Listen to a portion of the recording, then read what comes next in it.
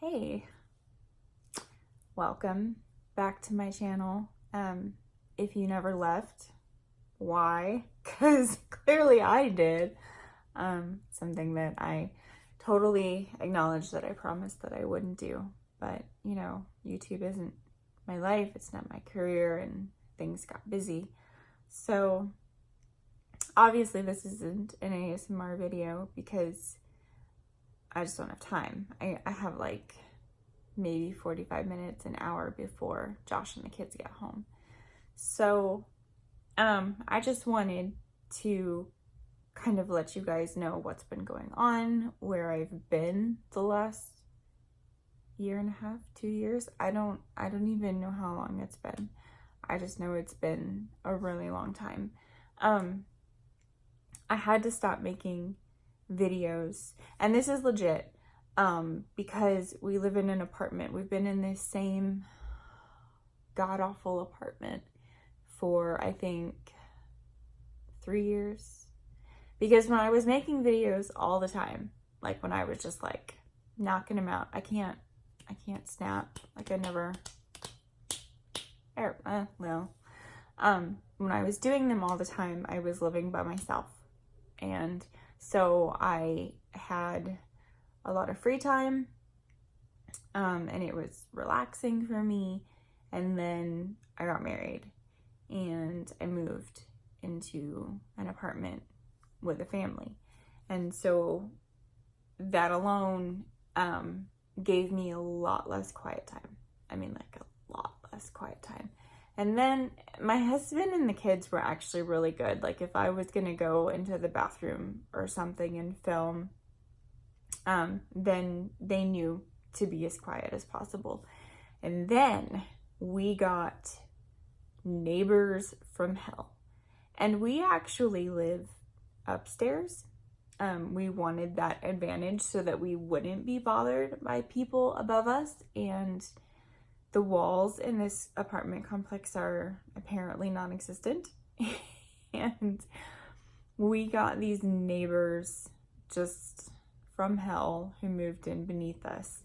And it was a guy and a girl and their young child. And the girl worked. I know that she worked because I would see her in the mornings getting picked up as I was leaving for work. And the guy, I don't think he had a job. I know this fool was a dealer. And so he was just like home all the time. And the wall in my living room that my couch sits against is the same wall that for them downstairs, their TV was on. And so he would just play the TV really loud. He would play video games till like 3-4 o'clock in the morning. Had people in and out all of the time. And it was just, there was just never any quiet. And I am the kind of person where I will ask you nicely one time. That's it. You get one time. And I asked and they didn't change. So I turned on the TV and everything I had in my apartment that made noise. And I just stopped and danced and just made as much noise as I could so that they knew how it felt. And it was an ongoing battle like that. Like we would pound on the floor, they would pound on the ceiling. And then finally they moved out. They, like after their lease was up, they were like, peace out. And we were so happy, but still so bummed because we're stuck in this apartment again, just because of financial things that I will share with you because we're all about sharing. A lot has been going on. Well, a lot for me personally has been going on. I have been really struggling with fertility. Let me give you some background. In 2006 is when I started on the pill, and I had been on and off birth control ever since 2006. mostly on. Sometimes I would go off of it for a year to like give my body a break, and you just get conflicting stories from different doctors. Some will tell you that it's actually better for you to be on birth control all of the time, and others will tell you that it's better to just let your body do whatever it does naturally. I really didn't care either way. I never had an issue with like irregular cycles. I just didn't want to get pregnant. And so when Josh and I got married, we got married in December of 2017, and in March, I had my IUD removed. And then I got my cycle back again in May. So this is March of 2018. And then I got my cycle back May of 2018, and we started trying. I went to the doctor. I said, this is my plan. I want to know, can I still have children? Because I'm 35 years old. And when you turn 35, regardless of your status, when you turn 35, you are automatically labeled advanced maternal age. So it can be more difficult for people in their mid to late 30s to conceive on their own. And I didn't think it would be a problem. I thought, I'm going to get pregnant right away because there shouldn't be anything wrong with me and I'm not on birth control, so let's go. And it didn't happen. Didn't happen. I was taking the ovulation prediction kits. I was getting positive results with those. Never a pregnancy. And so when March of this year rolled around, because after 6 months, when you're 35, after 6 months, if you have not conceived, then they diagnose you with unexplained infertility. And so my husband had testing done. He did 2 samples. He had blood work done. He's already got 2 kids. So we kind of knew the issue wasn't with him. If there even is an issue, well, I know that there's an issue and we'll get into that. But anyway, I guess with like, I think it's 40, don't quote me on that, but like 40% of fertility issues actually have to do with the man as opposed to the woman. But anyways, my husband did everything he's supposed to do. He's been really great about it, keeping up with his own doctor visits and God knows how many blood tests and semen samples and just the whole 9 yards. And so last year in September, I had a blood test done to test for progesterone. Progesterone is the hormone that your body produces to maintain a pregnancy. And progesterone, I think, is also what your body makes for ovulation. I know it has to do with ovulation because this is the reason that they were testing my progesterone level, to officially confirm and or deny whether or not I was ovulating. So in September, my progesterone sample came back at like 16.1, which is way above like low or anything.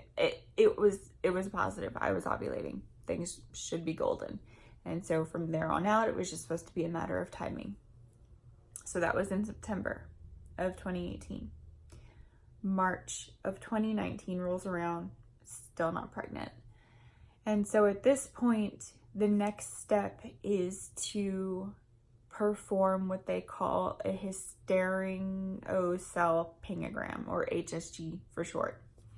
And essentially what that is they take you into like this tiny little mini operating room and you lay down and the doctor inserts the speculum into your vagina, and they have a tiny catheter, like a tube, and they insert it into your cervix, into your uterus, and they inject a dye, and they watch on the monitor, like a live x-ray feed, to see if that dye openly spills into your abdominal cavity. And what that does is confirms that there are no blockages in your fallopian tubes. There's no reason, there's nothing physically preventing sperm from reaching the top or where the egg is. So that all came back good. And so like I said, that was in March. And after that, I started experiencing something that's never happened to me before, and that was mid-cycle spotting. And so that went on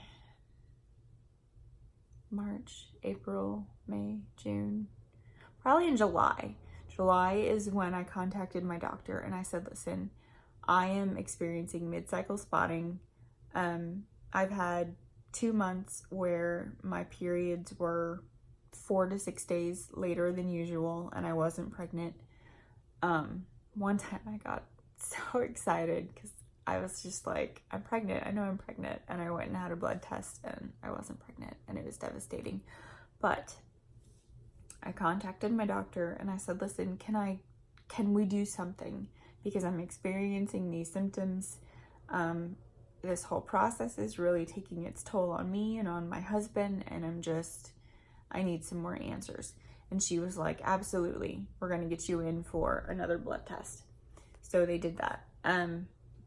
She said, we're going to wait until about a week before your cycle should begin, and then we'll do another progesterone test. So they do the progesterone test, and it comes back at a 0.3, which is like what's considered normal for a man. And so what that confirmed was that I had not ovulated. And the reason that I asked for the test in the first place was because I had read that mid-cycle spotting could be a symptom of low progesterone. And without progesterone, no ovulation, no conception, no pregnancy. And so my worst fear was confirmed, but I was also relieved to have an answer. And so the next step then was going to be supplements. So OBs are like I love my OB-GYN. She's fantastic, but she's always so far booked out in advance that it's like impossible to get a fast appointment. So I got an appointment with her scheduled for last month, and then literally an hour before my appointment, her clinic calls and they're like, we're sorry, your doctor has been stuck in labor and delivery all day. We're gonna have to cancel or reschedule this appointment. And I was like, are you kidding me? And they said, are you willing to see another provider? And at that point I was desperate. I said, yes, absolutely. I'll see someone else. I don't care. So they got me in with another doctor, and he's fantastic. He's really, really great. He prescribed me Clomid. Clomid is, I don't know if it's technically classified as a hormone. I haven't done a whole lot of research. I was familiar with it before he prescribed it, so I kind of knew that it was coming because it's the obvious next step. But what it does is it blocks estrogen receptors, so it makes your body think that it's lower on estrogen. And that increases the follicular something hormone, FSH, which is when you start your cycle, you have FSH, which prepares the egg for, it's follicular stimulating hormone. I think that's what it is. So that's what you have from the first day of your cycle up until like ovulation. And then after ovulation, I think it's luteinizing hormone. I don't know. I should know. I don't know. And so this week has been my first week on Clomid, and he also put me on another medication called letrozole. I don't know exactly what that one does, but you take these pills 5 days out of your cycle. So you start on cycle day 3 and you take it through cycle day 7. And then a week after you finish the pills, you're supposed to go in for an ultrasound. And the ultrasound will actually allow you to see your follicles, your eggs. And you'll be able to tell at that point if the Clomid did its job and these eggs are like ripe and ready for fertilization. And then if they are, then you get an injection and that forces ovulation. It is possible for your body to ovulate on its own, but for someone like me who clearly has ovulation issues, I would go downstairs. That's what he said, go downstairs, which is, I guess, is where the pharmacy is. I don't know, in the hospital. And he's like, they'll give you an injection and it will force ovulation. So I need to be having sex like every other day for like the rest of my life, apparently, if I want to get pregnant. And my husband, my poor husband, he's so great. Like he's fantastic. Josh is 40. He turned 40 2 days before we got married. And like I said, and you guys already know this, he has 2 kids. He's got a 13-year-old boy and a 10-year-old girl. And he is all for giving me children because he knows it's what I want. It's what I've always wanted.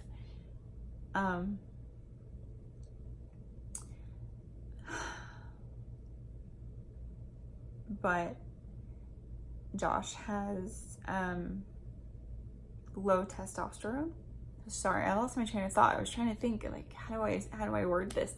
He suffers from low T, and when he had a blood test done, his testosterone came back at 306, which literally 300 and below is like considered below normal, and that is when a doctor could prescribe like a testosterone supplement and your insurance would cover it. He was at 306, and so they were like, not really anything that we can do. Like, there's some things that we can do, but part of the symptoms of low T is ED, or erectile dysfunction.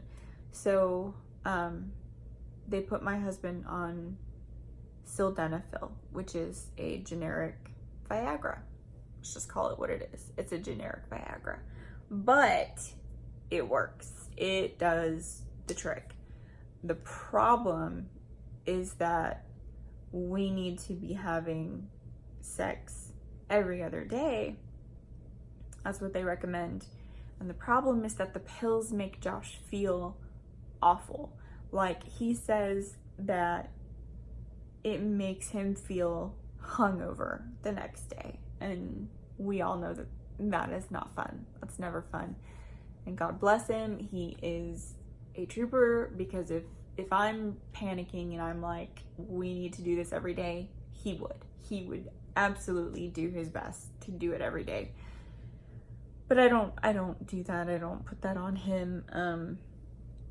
I just need to make sure that it's happening enough so that something could potentially happen. And this is my first month on Clomid, so hopefully it only takes this one time. If I don't get pregnant this cycle, then they will increase the dosage. I'm on 50 milligrams, they'll increase it to 100. If I don't get pregnant on the 100, they'll increase it to 150. And then I believe it does not go higher than that. And I've read that you shouldn't take Clomid for more than like 6 cycles. So if you're not pregnant within 6 cycles on Clomid, like, you need to stop for 1 so that your body has time to be like, okay, this was a foreign thing. Let's go ahead and get back to business and reset ourselves.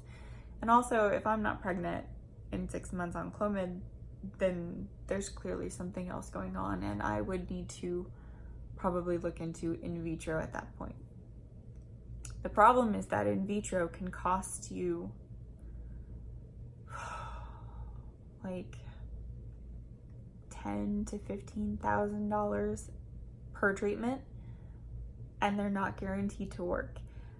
It's not covered by insurance because insurance only covers diagnostic measures, and to get to the point of needing in vitro, you've already had diagnostic procedures done to determine that you're infertile or that there is at least a problem. So we can't afford it. Like, it's just, it's not gonna happen. Not that way anyway. So I have to just hope and pray a lot that the Clomid does what it's supposed to do. And things have just been stressful. Josh is also on Clomid for different reasons.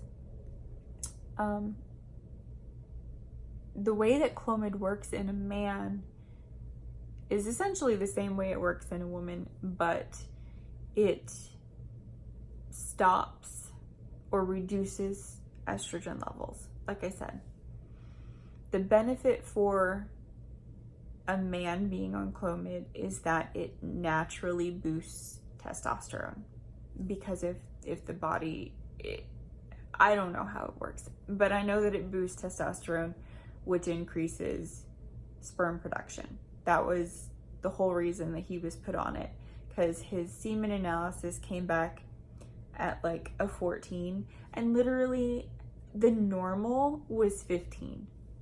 He doesn't really need it, but anyway, it was his choice. Actually, it was my choice, because I went to that appointment with him and he was like, what do you want me to do? And I was like, I want you to get the drugs. So he takes Clomid and he'll probably take it every day for the rest of his life, because his testosterone went from 306 to 617 in like literally 3 weeks. And so he's got more energy and he's just feeling better. But at the same time, Clomid can increase anxiety and depression. And when you couple that with just this entire battle and struggle from beginning to end that I've been dealing with, of just not being able to have the one thing that I've wanted my whole life, which is just to be a mother to my own child, and to feel every cycle that disappointment and that letdown, and to just, you know, you blame yourself, you beat yourself up, and you're just, what is so wrong with me? Why can't my body do this? You know, I've been trying to eat better. I was trying to lose weight, and I did. I lost weight. I've put some of it back on, and what do you do? And then when you are like me and you have bipolar depression and just extreme anxiety, like, let me list off my medications for you. I take 75 milligrams of Effexor for my antidepressant. I take 4 milligrams of clonazepam for my anxiety. I take 300 milligrams of Seroquel, which is a mood stabilizer, but I use it for sleep. I have 30 milligram pills of mirtazapine, which is also for sleeping. And I also have a bottle of Ambien sitting on top of my refrigerator. Oh, and I'm on amlodipine for my blood pressure, because my anxiety increases my blood pressure, and my doctor likes to freak out about it. I don't know.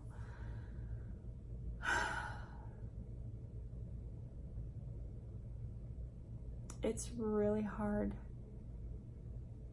to it's hard to find the motivation to keep up the fight of trying. Like, I want this so bad. I do. But the way that it makes you feel, and not just the medication, but just the struggle of everything, that sometimes I wonder, am I putting myself through this for no reason? Like, is there going to be a payout at the end? Am I going to get a child? And I always said when I was a kid, I wanted three boys. God help me, I don't know why. I just wanted 3 boys. And now I'm fighting to just have one. And I don't even care if it's a boy or a girl. I have more girl names picked out than I do boy names anyway. I just want a baby. I want that experience, you know. I want that connection to another human being. I want that connection with my husband.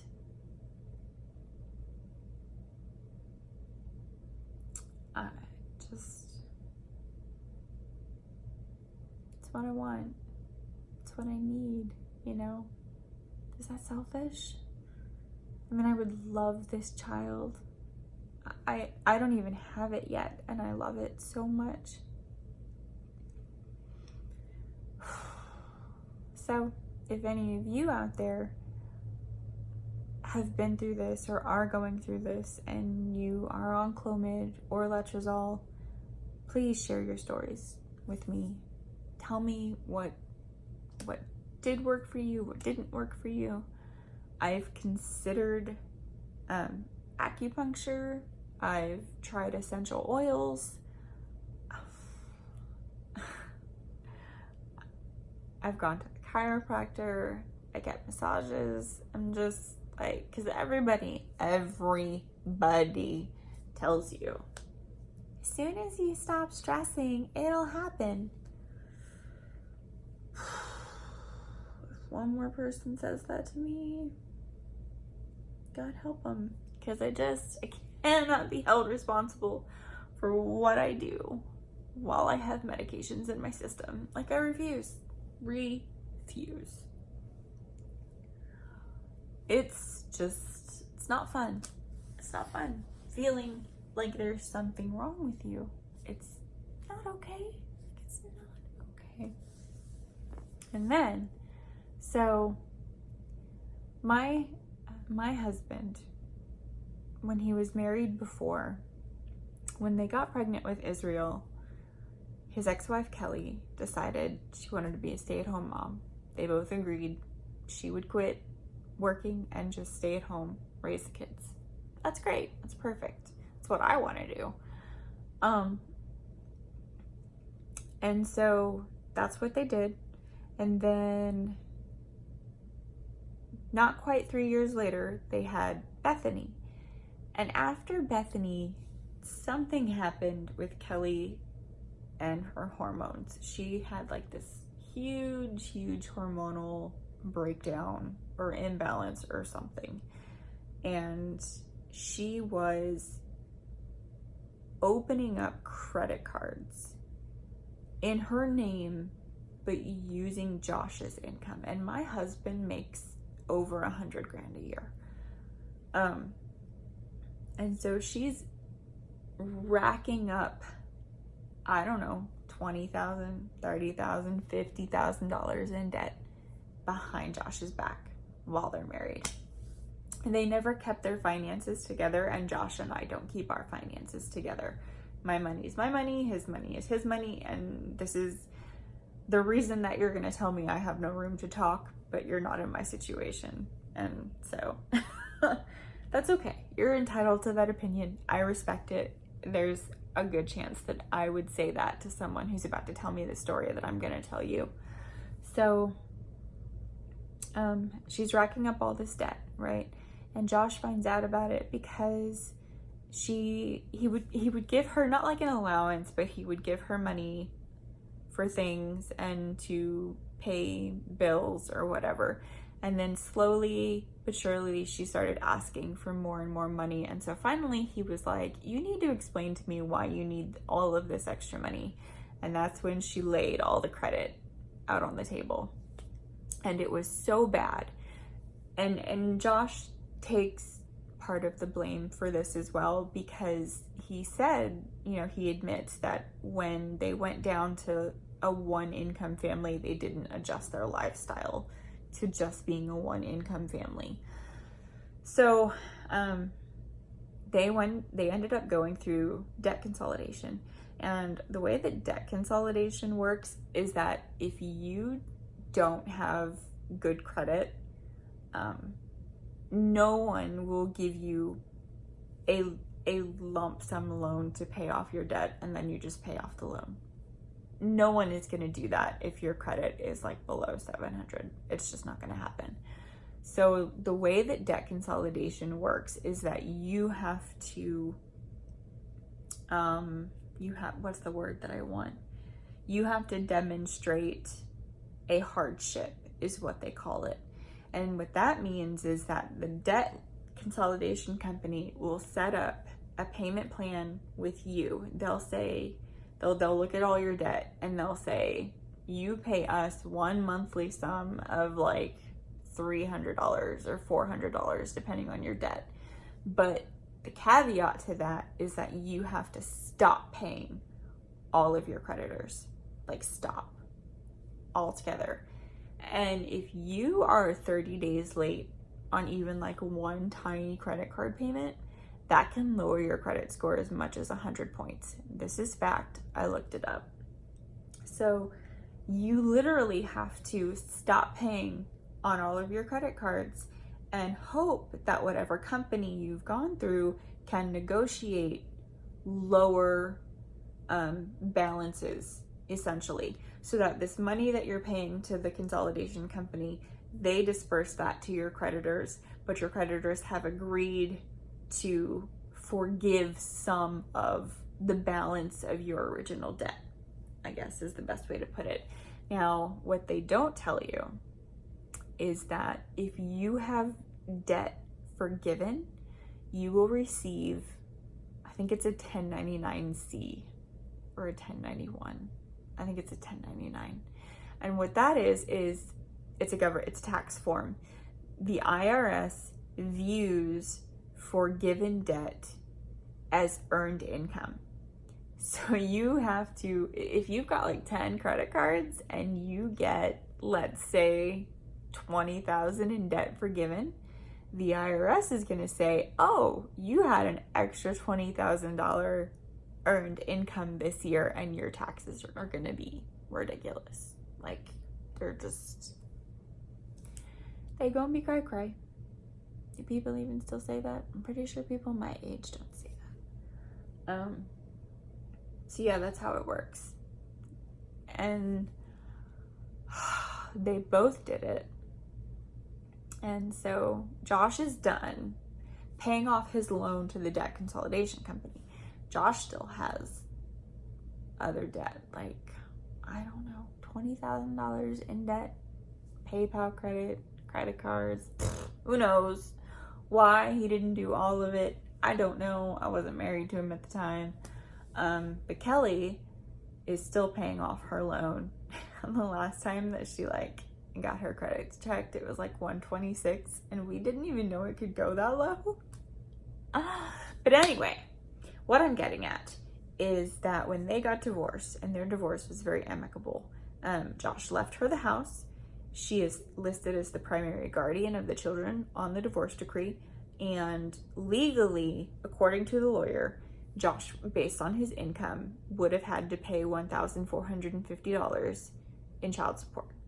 That is a crap ton of money in child support. But my husband, being the loving, providing person that he is, had worked out all of Kelly's bills versus Kelly's income and knew that with that money she wasn't going to be able to make it if she didn't budget properly. And Kelly is crap with money.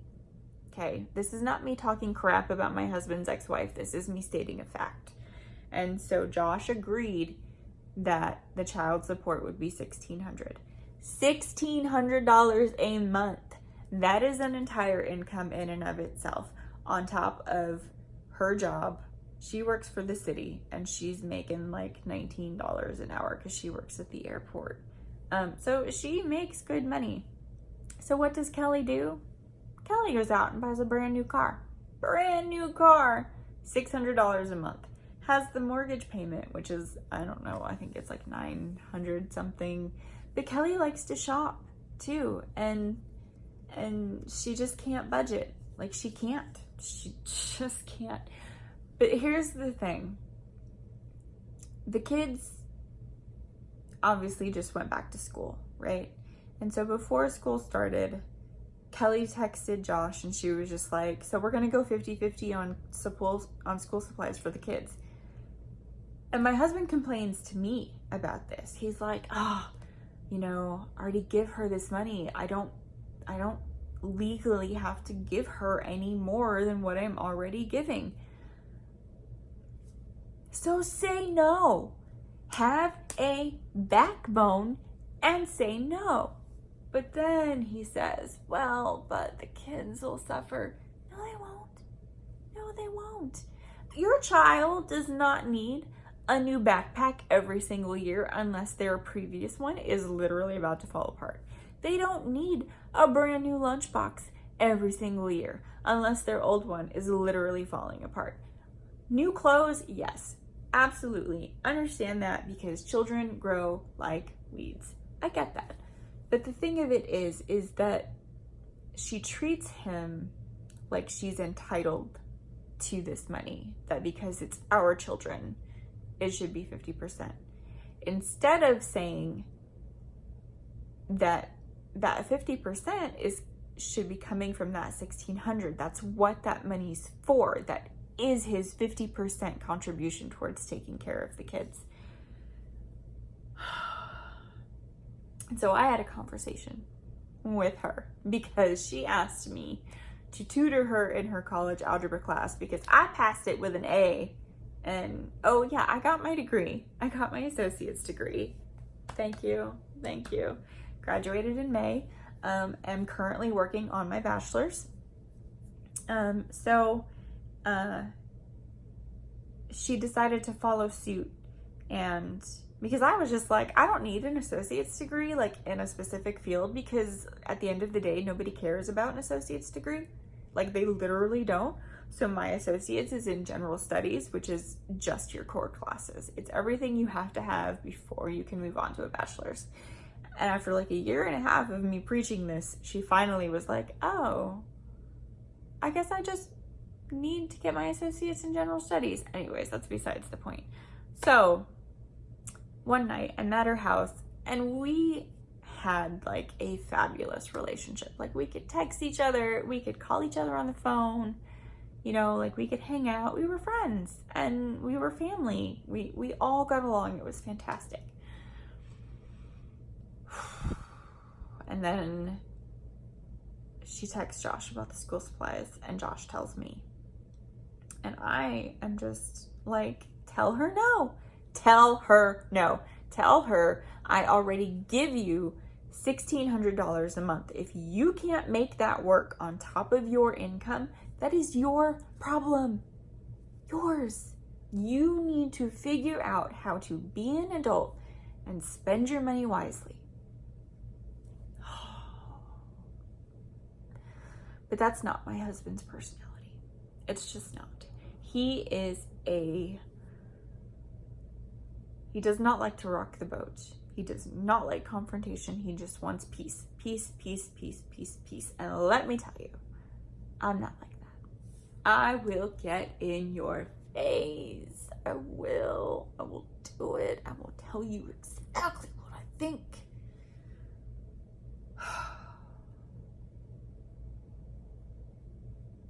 So I tell her, stop asking. Just stop. He doesn't owe you that money. Don't do it. Just don't do it. She still proceeds to take a picture of the receipt for all the kids' school supplies and text it to Josh, and he gives her the 50%. And I didn't say a word. I didn't. But what I did do was tell that heifer that she had $60 left on her cell phone that she needed to pay, and she needed to get off of my family plan, which is technically in my husband's name. But now I'm the wife, so it's my family plan. You're not technically family anymore. Not to mention the fact that he's been paying your cell phone plus cell phones for both kids since before the divorce. We're talking 3 years. 3 years, okay? And she still asks for money like she's entitled, but she hasn't been paying her own cell phone. Well, I guess that was kind of like a breaking point for her as far as her relationship with me, which I don't care. It's not like we were best friends. So she blocks me on Facebook. Like, okay. Feelings are so hurt, you guys. Like, I'm so torn up about it. It's just, I mean, what am I gonna do without daily Kelly selfies? And whatever, you know, like, I just don't have time for pettiness. I have so much going on in my own life. Like, I'm so focused on trying to get through school, to get my bachelor's so I can get my master's and be a social worker, because that's what I want to do, because I love children and I want to have my own baby and I want to help kids that cannot help themselves. Like, that's all I want to do with my life. And this whole thing with the money, it probably wouldn't bother me so much if my husband didn't clue me into the fact that he was so bothered by it. Because it's not the first time it's happened, and it won't be the last. And I just think it'll be the last time that he tells me about it, because he already knows how I feel. But it's like talking to a brick wall. And the thing about it that really kills me is that if you have no backbone, if you have no fight, if you don't stand up for yourself, I can't respect that. And this is my husband, whom I love more than anything. Like, I would lay down my life for this person, and to have this aspect that I'm struggling to respect, it's tough. It's hard, you know? I want to say that I wholeheartedly respect my husband, but I know that that's not true. I mean, he's my husband. He's the head of the household. He gets to make these decisions, and it's his money, and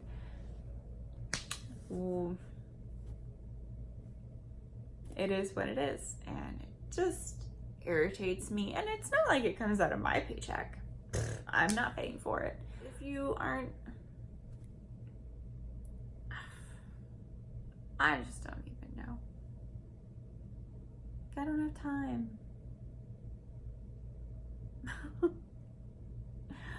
Oh, I don't know why I'm just like laying this all out, but it just feels good to talk about it, to say the words out loud. You know, I just want feedback. Just tell me what you do. I have never been in this situation where I've had to deal with an ex-spouse who was going to permanently be a staple, as indirectly as they could be. Well, I guess directly. I mean, she is the mother of those children. And I struggle with that too. I love my kids. I love those kids. They are great kids. They really, really are. But I'm never going to have that connection of them really being mine, you know? And that's not a mean thing. That's a human thing. I can love these children with all of my heart, but they're not mine. I want mine. It's just really hard. Things emotionally and mentally have just been hard. Not hard to where like my marriage is on the rocks or anything like that. It's just human stuff, people stuff, you know, your stuff. It's all of our stuff, right? This is just the stuff that I'm dealing with right now. but there are positives. I'm still at the same job. I still work for the community college that I graduated from. It'll be 2 years this month. I am looking at possibly getting a promotion soon, which is good. But I like the fact that I'm established in where I work, and I know my job, and I like my job. And sometimes it's annoying just because I work in an office that's actually really slow for it being a college. And we're not like a huge college. Our average enrollment is like 5,000 or less. And I don't work on the credit side of the school. I work in continuing education. So I have a much smaller pool of students than the rest of the college. So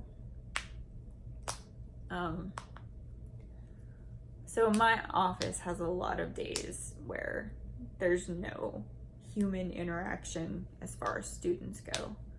And then there are other days where there's just like people after people after people, and phone call after phone call after phone call. And I am not like, oh, I am not a customer service person. I managed to make it work. I can fake it like a rock star. But it's not my favorite thing. I would rather be more like administrative, which is why my bachelor's is actually in human resource management, because having a background in business opens a lot of doors.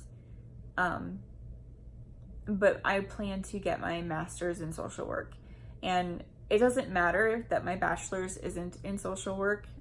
It's not required. Like, you don't have to pursue one thing your entire college career, which thank God, because I can't do the bachelor program at the university that I'm at because they don't offer it online, and I can't not work. Like, I can't quit my job to be a full-time student because, number one, my husband can't afford to pay my bills plus his bills. Like, I just bought a new car because I thought that I would be pregnant and have a baby by now. And I was driving this little 2-door Honda Civic, and clearly that's not going to work for a family. And so I was like, I need an SUV. So I bought a 2019 Honda Pilot, and I love it. I love it. I love it. I love it. I love it. But it's like $700 a month. Not quite, but still. That's a lot of money. So, and I have credit cards that I'm paying off.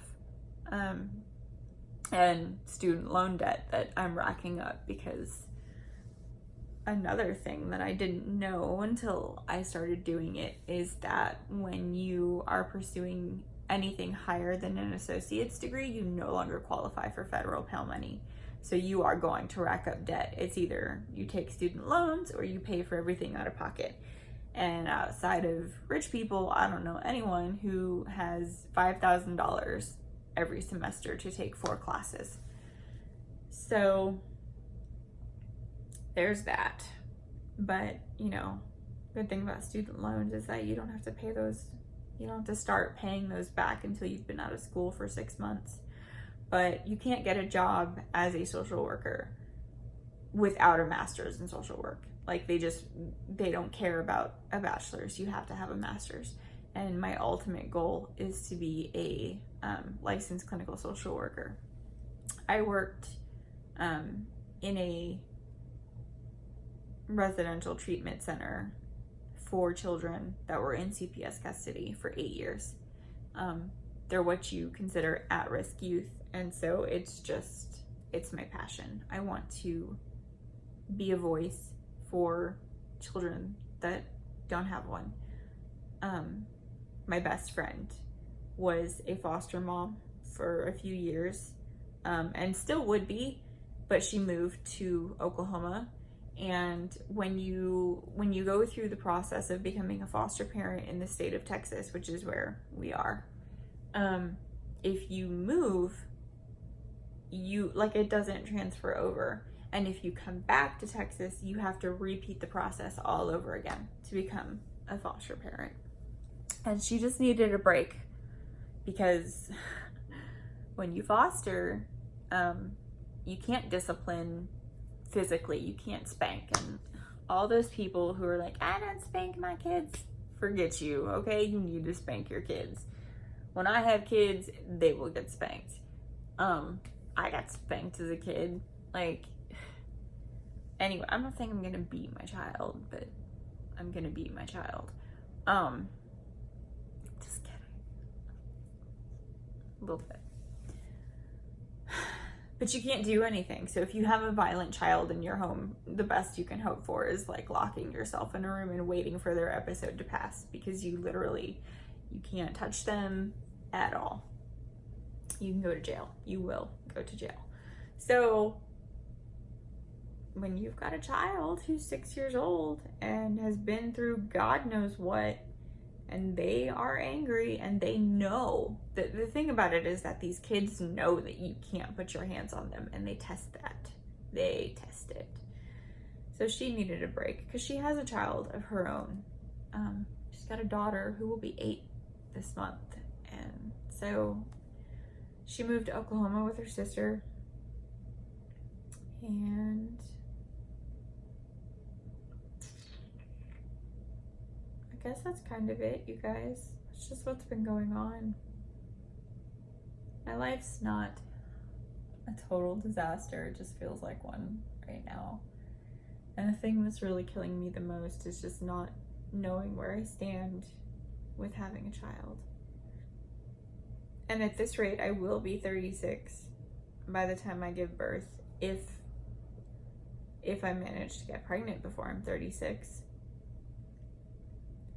And then I want more than one, and my husband is gonna just be older and older, and it just, does it ever turn off? Like that desire, that need to reproduce, does that switch ever get flipped back off? I don't know. But that's where I've been. I want to come back to YouTube. I want to make more ASMR. Obviously, that's why I got into it. It's what I love. I want to do different things. It's just going to be a matter of timing, finding the time. Yeah, I go to work, I come home, I do homework, I go to bed. And I repeat that cycle day in and day out. We don't have a whole lot of money to do stuff. Josh and I are finally taking a vacation next month. We're gonna go to the beach in Galveston.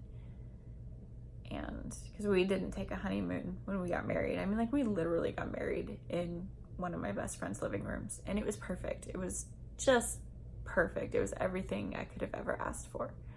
But we haven't had anything even remotely like a honeymoon or a vacation. So he has a cousin who has a condo like right on the beach. So we're gonna go there for a week and just relax and chill and get away from everything, and maybe I'll get knocked up then. Who knows? I bought one of those Ava bracelets, which you wear at night while you're sleeping, and it's supposed to predict your fertile cycle and predict like when your cycle will start and stuff like that. And so far it's been pretty accurate as far as determining when I'm gonna start my period. So it says that whole week that we'll be on vacation is my fertile window, provided that I don't get pregnant this month. Who knows? I go on Wednesday, the 11th, for the ultrasound to see what my follicles are looking like, and hopefully they will give me the injection and I will ovulate on Wednesday and conceive. That is what we will be hoping for. I do not know. And absolutely, if I get pregnant, I will update you guys. Matter of fact, if I go the 2 weeks and I don't get a period, I'll film it while I'm taking the pregnancy tests and if it's negative, I just won't post it. Or maybe I will. I don't know. I have no idea why anyone would want to be sitting here watching me talk about my life, and I have no idea. But it's good, I guess, just to connect. If there's anybody else out there dealing with anything like mine, if you can relate to me on any level, let me know. Like, I need a third party who doesn't actually know me that I can confide in, and someone who's not judgy. It sounds like I'm inviting like a random stranger to be in my life, and I'm not. I want general audience feedback. If you have stuck around for this, you are a trooper. If you never left my channel, thank you for sticking it out. I'm sorry that this is not an ASMR video that I'm coming back with. This is just a rant, event, a vlog, whatever you want to call it, an update.